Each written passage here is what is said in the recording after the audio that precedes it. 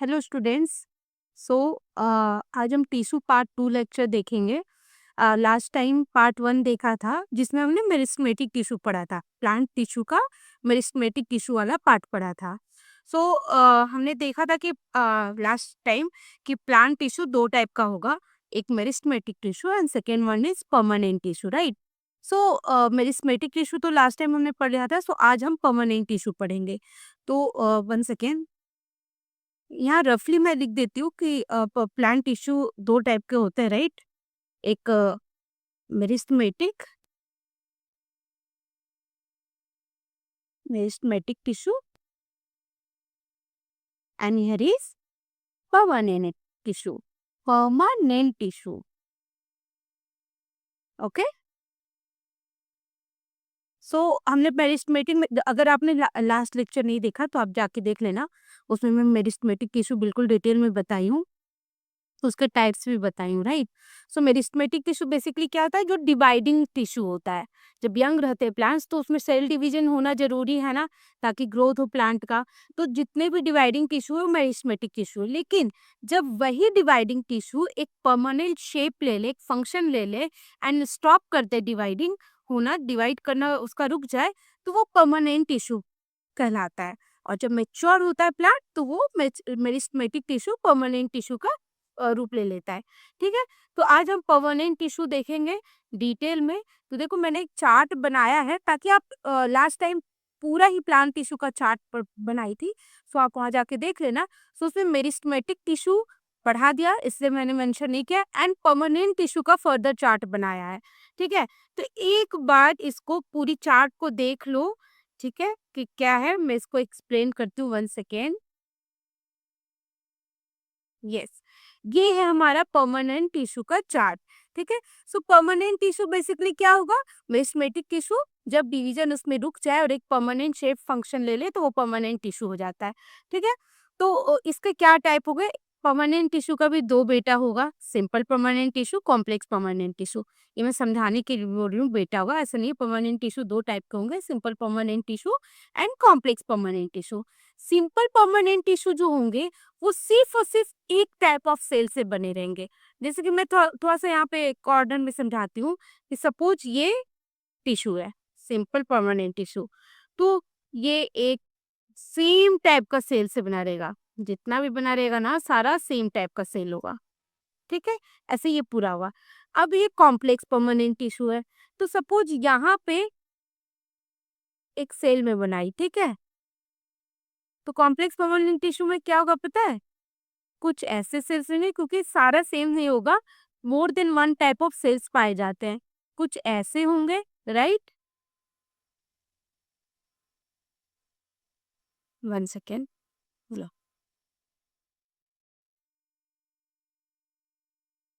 कुछ आपके ऐसे सेल्स होंगे, ठीक है, एंड कुछ आपके ऐसे सेल्स होंगे। सो आपको डिफरेंट डिफरेंट सेल यहाँ पे पाया जाएगा, डिफरेंट टाइप का सेल कॉम्प्लेक्स परमानेंट टिश्यू में। ऑब्वियस से नाम से ही देखो ना, सिंपल परमानेंट टिश्यू बेचारा सिंपल है, तो वो एक ही टाइप का सेल से बना रहेगा, कॉम्प्लेक्सिटी उसमें नहीं है। लेकिन इसका नाम में ही कॉम्प्लेक्स परमानेंट टिश्यू, तो कुछ तो कॉम्प्लेक्सिटी होगा, तो वो different different type of cell से बना हुआ रहेगा, ठीक है। ये हो गया। अब देखो, इसका मैं लेटर पढ़ाऊंगी कि कॉम्प्लेक्स परमानेंट टिश्यू का दो टाइप होगा, जाइलम फ्लोएम, एंड इसके क्या क्या पार्ट्स है, ठीक है। ये चार, इसके भी चार, ये मैं लेटर पढ़ाऊंगी, ठीक है, जाइलम फ्लोएम। अभी हम पढ़ेंगे सिंपल परमानेंट टिश्यू, ठीक है। तो क्या होता है सिंपल परमानेंट टिश्यू में, देखो simple permanent tissue three type के होंगे, पैरेन्काइमा, कॉलिन्काइमा, स्क्लेरेन्काइमा, जैसे कि आप यहाँ देख सकते हो। पैरेन्काइमा क्या होगा मैम, पैरेन्काइमा का क्या काम होगा, तो एक वर्बली थोड़ा समझते हैं। सो पैरेन्काइमा स्टोरेज में हेल्प करेगा, ठीक है, इसका काम इस। और पता है सबसे अबंडेंटली जो पाया जाता है टिश्यू प्लांट में, वो पैरेन्काइमा ही है। हर जगह पाया जाता है, चाहे वो लीव्स हो, चाहे रूट्स हो, चाहे स्टेम हो, चाहे फ्लावर हो, है ना, ये हर जगह पाया जाएगा पैरेन्काइमा। लिविंग टिश्यू होता है, ऑब्वियस सी बात है। एंड कॉलिन्काइमा का क्या काम होगा, तो देखो पैरेन्काइमा लिविंग या स्टोरेज का मेन काम है, कॉलिन्काइमा का क्या काम है, तो फ्लेक्सिबिलिटी प्रोवाइड करता है। जैसे कि लीफ लीफ है ना, तो लीफ मैं डायग्राम बताऊंगी। तो ऐसे होता है ना लीफ, जब हवा चलती है तो ऐसे ऐसे करता है, तो वो क्यों कर पा रहा है, वो बैंड जो कर पा रहा है क्यों कर पा रहा है, वो कॉलिन काइमा टिश्यू की वजह से कर पा रहा है। तो ये फ्लेक्सिबिलिटी प्रोवाइड करेगा। स्क्लेरेन काइमा क्या होता है, डेड होता है। कॉलिन काइमा भी लिविंग होगा, स्क्लेरेन काइमा बिल्कुल डेड होता है। तो वो प्लांट को सपोर्ट और स्ट्रेंथ देता है। ठीक है, इतना क्लियर है। अब मैं आगे एक एक करके बताऊंगी कि क्या है और क्या नहीं है। ठीक है, तो देखो ये पॉइंट मैंने पहले ही बताया था कि परमानेंट टिश्यू, ये तो ध्यान रखना कि permanent tissue are the meristematic tissue जो मेच्योरिटी पे लूज कर देता है डिवीजन का एबिलिटी। ठीक है, अब देखो सिंपल परमानेंट टिश्यू को हम थोड़ा डिटेल में अगर हम देखते हैं, तो इसको देखो क्या क्या है, इसका बेसिक चीज समझना। सबसे फर्स्ट पॉइंट होगा, 1 सेकेंड।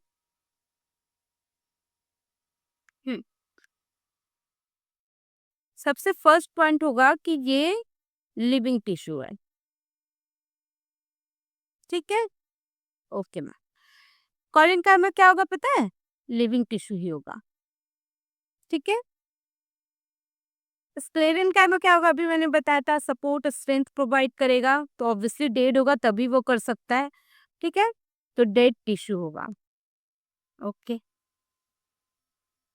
ये हमेशा ध्यान रखना कि पैरेन्काइमा मतलब बहुत ही अबंडेंट में प्रेजेंट प्रेजेंट होता है हमारे प्लांट्स में। जितना भी प्लांट टिश्यू है ना, सबसे ज्यादा प्रेजेंट होता है कोई टिश्यू तो वो पैरेन्काइमा। हर जगह ये पाया जाता है, फ्लावर्स में, लीव्स में, स्टेम में, है ना, हर जगह पाया जाता है। आपका रूट में हो गया। तो ये बहुत abundant, most abundant plant tissue है ये। अगर चाहो तो मैं लिख भी देती हूँ, most abundantly found plant tissue, abundantly found plant tissue।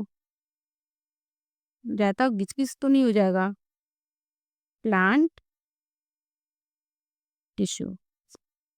1 second,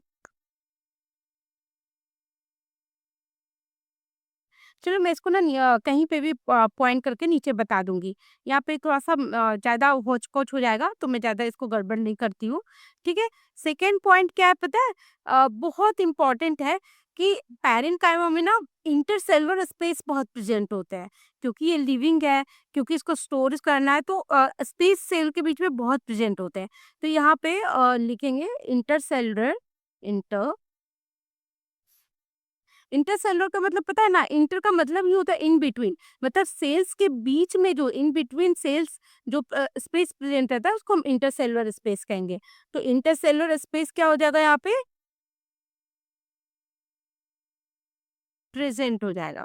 ठीक है, क्या यहाँ पे होगा क्या, इंटरसेलुलर स्पेस कॉलन काइवा में होगा? नहीं, इसमें या तो प्रेजेंट हो सकता है या एब्सेंट, कोई फिक्स नहीं है कि सिर्फ प्रेजेंट ही हो, कहीं कहीं प्रेजेंट रहता कहीं नहीं। लेकिन स्क्लेरन काइमा में फिक्स है कि एब्सेंट ही रहेगा, क्योंकि उसको सपोर्ट प्रोवाइड करना है। अगर स्पेस है तो लुल्लु पुच्चू टाइप का हो जाएगा, है ना। उसको एकदम अडिग रहना है, स्ट्रेंथ देना है, तो वो कहीं स्पेस नहीं रख सकता अपने सेल्स के बीच में। तो इसमें क्या हो जाएगा, मैं पूरा लिखूंगी नहीं, समझ जाना। Intercellular space may be present, may be present और एब्सेंट। ठीक है, इसमें क्या हो जाएगा स्क्लेरन काइमा में, intercellular space absent always. Clear, ये समझ आ रहा है, इंटरसेलुलर स्पेस लिखी हूं मैं। अब क्या होगा, और क्या क्या इसमें हो जाएगा कि क्या क्या और कंपैरिजन होगा, इसका फंक्शन क्या है, ये कहाँ पाया जाता है, राइट। तो इसका काम क्या है, देखो पैरेन्काइमा का मेन काम है, जो फंक्शन पहले हम देखते हैं, मेन काम है इसका स्टोरेज प्रोवाइड करना, स्टोरेज करता है पैरेन्काइमा। लेकिन एक काम और हो सकता है, फोटोसिंथेसिस। कब, जब पैरेन्काइमा कॉलिन काइमा, मैं आगे बताऊंगी कि पैरेन्काइमा का दो मॉडिफिकेशन होता है, कॉलिन sorry chlorenchyma and aerenchyma. तो जब भी क्लोरीन काइमा का रूप लेगा ना, तभी फोटोसिंथेसिस करता है। मतलब पैरेंट काइमा में अगर क्लोरोफिल प्रेजेंट हुआ तो ये फोटोसिंथेसिस करेगा। तो इसका दो मेन काम क्या हो गया, फर्स्ट तो सबसे इंपॉर्टेंट है storage of food, and some time photosynthesis करता है। क्लियर, एंड इसका क्या काम हो जाएगा कॉलेनकाइमा का? तो ये प्रोवाइड करता है मैकेनिकल सपोर्ट,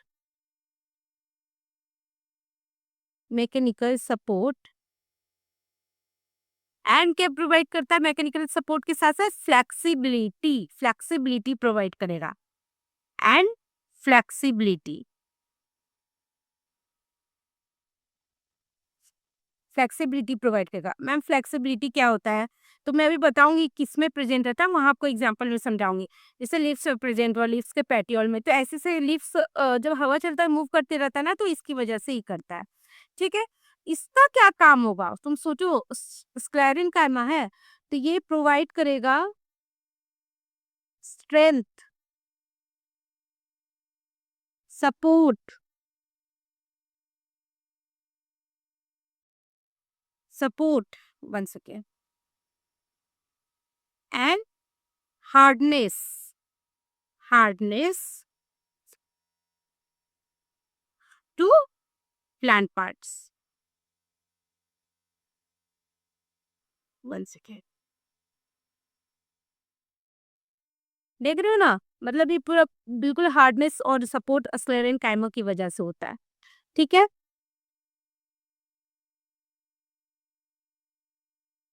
1 सेकेंड, राइट। सो अब देखो क्या है कि नेक्स्ट हम देखेंगे इसको, थोड़ा सा मैं हटा देती हूँ, नहीं को स्पेस नहीं बचेगा। मैं थोड़ा ये समझाने के लिए मैंने डायग्राम यहाँ पुट ऑन किया है, ताकि मैं समझा सकूँ कि पैरेंट का है, कॉलर का है और स्केल का। चलो एक छोटा सा चीज़ यहीं समझा देती हूँ, फिर मैं इसको नीचे ड्रैग कर दूंगी। देखो मैं यहाँ बोली ना इंटरसेलुलर स्पेस प्रेजेंट होता है, तो देख रहे हो सेल्स, ये सेल्स है, ये सेल्स है, इसके बीच में जो इंटरसेलुलर स्पेस बन रहा है इसको इंटरसेलुलर स्पेस करते हैं। ठीक है, और कॉलिन काइमा का मैं बताऊंगी आगे, तो अभी थोड़ा सा थोड़ा नीचे कर रही हूँ ताकि मैं थोड़ा और एक्सप्लेन करूँ और पॉइंट बता सकूँ। 1 सेकेंड, एक बहुत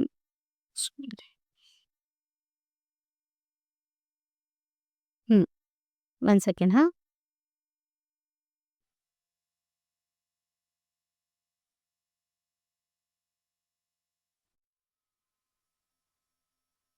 या सो देखो क्या-क्या हमने देखा था अभी तक?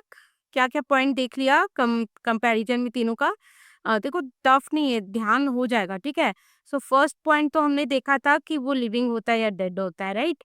सेकंड हमने देखा कि इंटरसेल्युलर स्पेस किसमें प्रेजेंट होते हैं, किसमें नहीं होते और कितना प्रेजेंट होते हैं, ठीक है? थर्ड हमने फंक्शन देखा कि क्या काम है, पैरेंकाइमा का काम है स्टोरेज ऑफ फूड, है ना? फोटोसिंथेसिस। कोलेनकाइमा का काम है मैकेनिकल सपोर्ट और फ्लेक्सिबिलिटी प्रोवाइड करना। और स्क्लेरेनकाइमा का क्या काम है? प्लांट्स को हार्डनेस देता है, स्टिफनेस देता है प्लांट पार्ट्स को, और स्ट्रेंथ और सपोर्ट प्रोवाइड करता है। अब देखो नेक्स्ट पॉइंट हम देखेंगे कि ये इसका सेल वॉल कैसा बनाना था, किसमें थिन और किसमें थिक सेल वॉल होते हैं। तो इसमें ना पैरेंकाइमा में थिन सेल वॉल होगा, ठीक है? थिन सेल वॉल,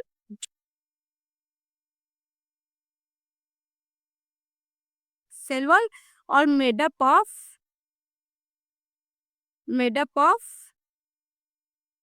ये कैसे टेढ़ा लिखा, मेडअप ऑफ सेलुलोज, ठीक है? इसमें क्या होगा, तो थीन और थिक कुछ भी हो सकता है, लेकिन कॉलिन कैमा के जो टिश्यू होंगे ना, उसमें जो सेल्स होंगे उसमें कॉर्नर में डिपोजिशन होगा। किस किस चीज का होगा सो मैं बताऊंगी, और उस डिपोजिशन की वजह से वहां पे सेल्स के कॉर्नर में थिक रहता है, ठीक है? सो कहीं पे थिन रहेगा, कहीं पे थिक रहेगा इसके सेल्स के सेल वॉल में। सो मैं बताती हूँ कि एक्चुअली होता क्या है। इसका कॉलिन टाइमर का थिक हो जाएगा या थिन हो भी हो सकता है, लेकिन जब भी थिक होगा तो क्या होगा, कॉलिन कैमा, अरे क्या, 1 सेकेंड,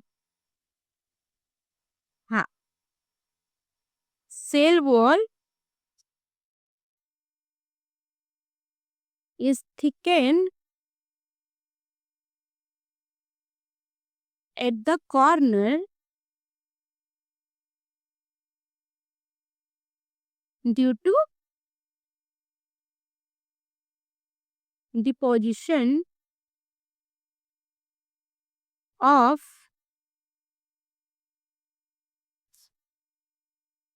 सेलुलोज,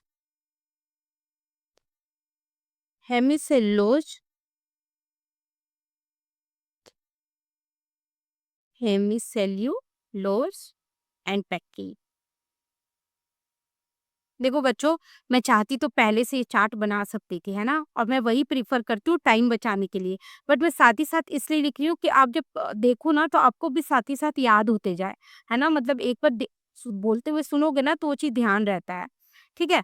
तो ये ध्यान रखना कि हमेशा इसको कॉर्नर पे थिक होगा सेल वॉल, सेलुलोज, हेमिसेल्यूलोज और पेक्टिन की डिपॉज़िट के कारण। तो दिखाती हूँ, मैं सिंपल दिखाती हूँ कैसा होता है।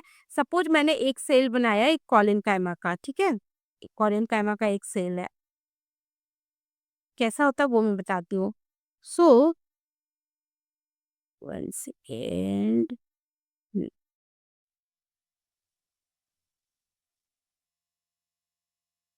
हुँ, देखो, जैसे यहाँ पे थिक होगा, है ना? यहाँ थिक होगा, कॉर्नर-कॉर्नर में ये थिक होगा।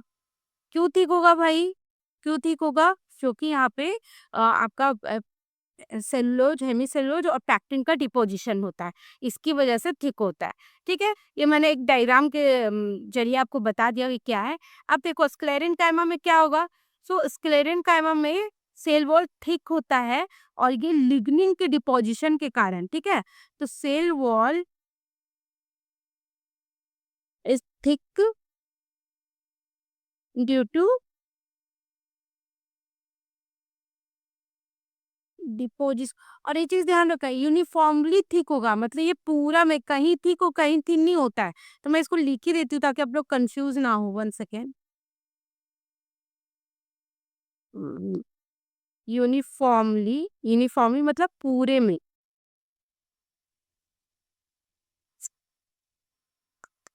मैं ये पॉइंट पूरा मिटा के लिखती हूँ। 1 सेकंड। हाँ, सेल वॉल क्या आज हो रहा है? Cell wall is uniformly thick due to deposition of किसके? Due to deposition of lignin. Lignin, ध्यान रखना। इसको भी मैं डायग्राम के ज़रिए थोड़ा बता ही देती हूँ कि कैसा होता है, ठीक है? सपोज़ ये थोड़ा फाइबर टाइप का स्ट्रक्चर होता है इसका, ठीक है? तो 1 सेकंड, हाँ, तो कैसा होगा बताऊँ? देखो, इसका डिपोज़िशन जो होगा पूरे सेल वॉल में ऐसा मोटा-सा होता है। समझ रहे हो ना? ऐसा होगा इसका डिपोज़िशन। तो ये बहुत आगे और बताऊँगी तो डायग्राम से अभी समझाऊँगी, पर इसको समझ लो। तो ये क्या किसका डिपोज़िशन है? लिग्निन का, लिग्निन का। यहाँ पे क्या था? ये किसके डिपोज़िशन का ठीक था? तो सेलुलोज, हेमिसेलुलोज, पेक्टिन। मैं शॉर्ट में लिखूँगी सेलुलोज, हेमिसेलुलोज, पेक्टिन, समझ जाना। ठीक है? चल, ये हो गया। अब एक और पॉइंट क्या बच गया कि ये कहाँ-कहाँ पाया जाता है, राइट? तो ये मैं थोड़ा-सा बताती हूँ। इस डायग्राम को मैं थोड़ा और नीचे करना होगा मुझे। हुँ,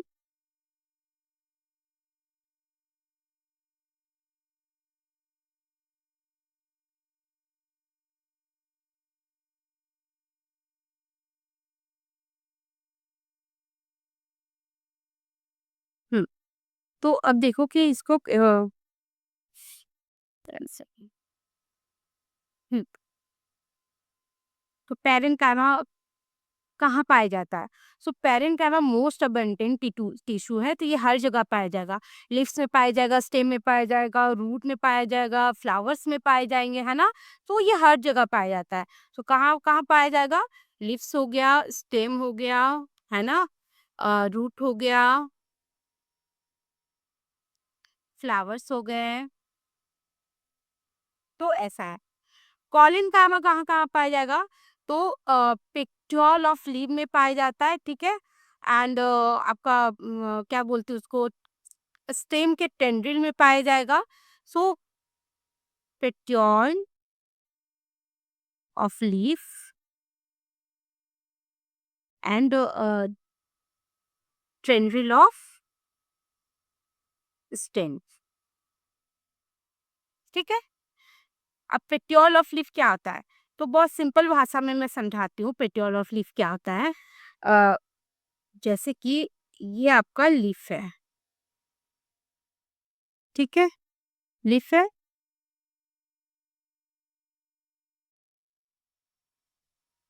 ये आपका पेट्योल है।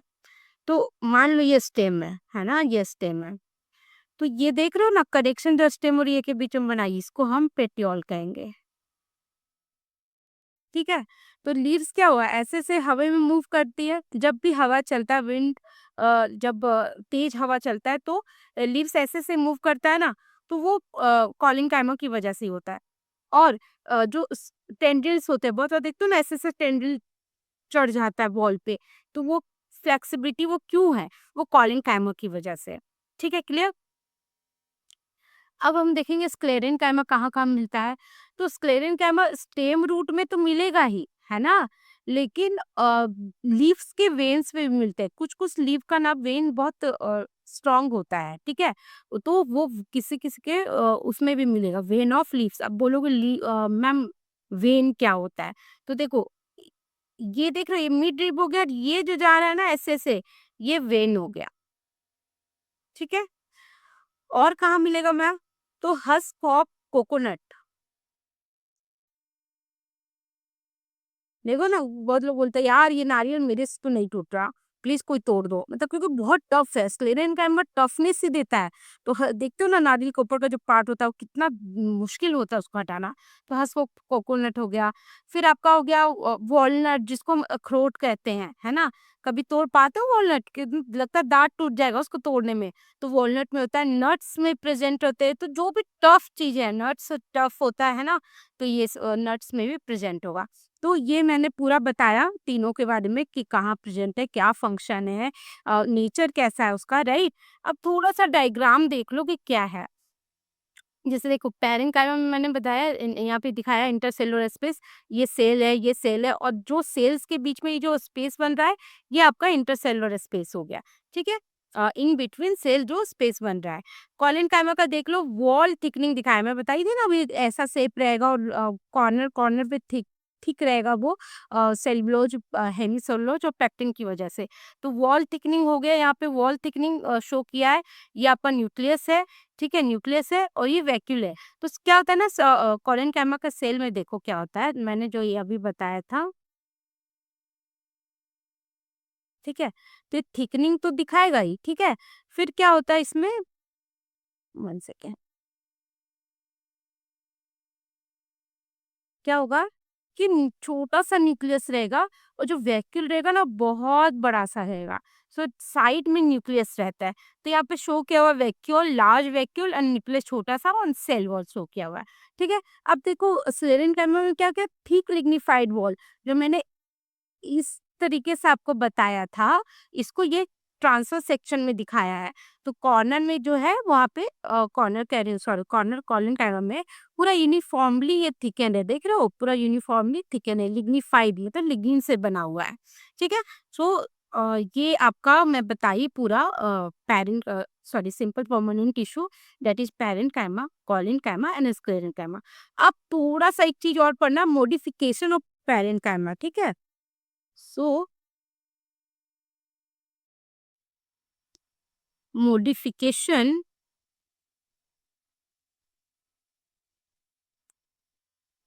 of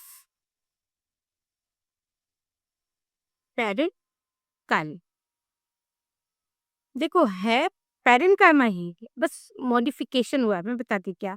2 होगा, फर्स्ट है क्लोरेनकाइमा, क्लोरेनकाइमा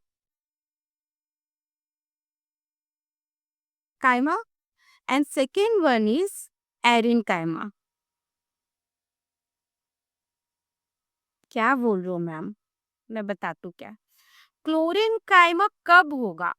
सो देखो दोनों पैरेन्काइमा ही है, लेकिन एक स्पेसिफिक फंक्शन जब परफॉर्म करने लगता है ना किसी स्पेसिफिक सिचुएशन में, तो वो ये डिफरेंट डिफरेंट नाम पड़ा है।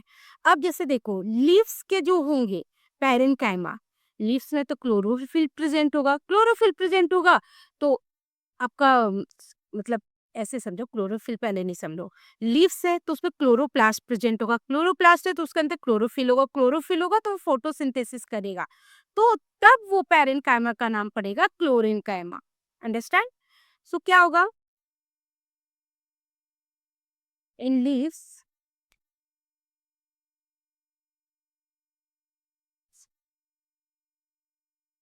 क्लोरोप्लास्ट प्रेजेंट रहेगा, क्लोरोप्लास्ट में क्लोरोफिल प्रेजेंट रहेगा, क्लोरोफिल की वजह से फोटोसिंथेसिस होगा एंड तब ये क्लोरेन्काइमा कहलाएगा। ठीक है? तो किसी भी सिचुएशन में जहाँ पे भी क्लोरोप्लास्ट प्रेजेंट है या क्लोरोफिल प्रेजेंट है, तो फोटोसिंथेसिस परफॉर्म करेगा और वो पैरेन्काइमा क्लोरेन्काइमा कहलाएगा। अब एरेन्काइमा क्या होता है मैम? सो एरेन्काइमा आपका एक्वाटिक प्लांट्स में रहता है।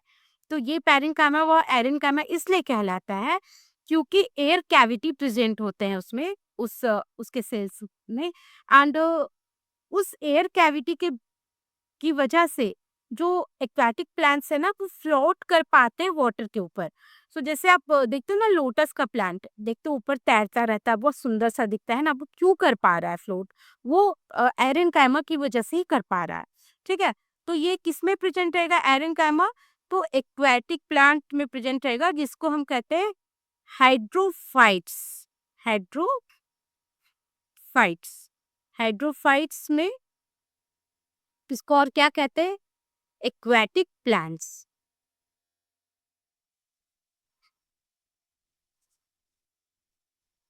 हाइड्रोफाइट्स में एयर कैविटी प्रेजेंट होता है, इसकी वजह से फ्लोटिंग में हेल्प करता है, फ्लोटिंग में हेल्प करता है जिसको हम बायोन्सी भी कहते हैं। कभी सुने होगा फिजिक्स में बायोन्सी वर्ड, बायोन्सी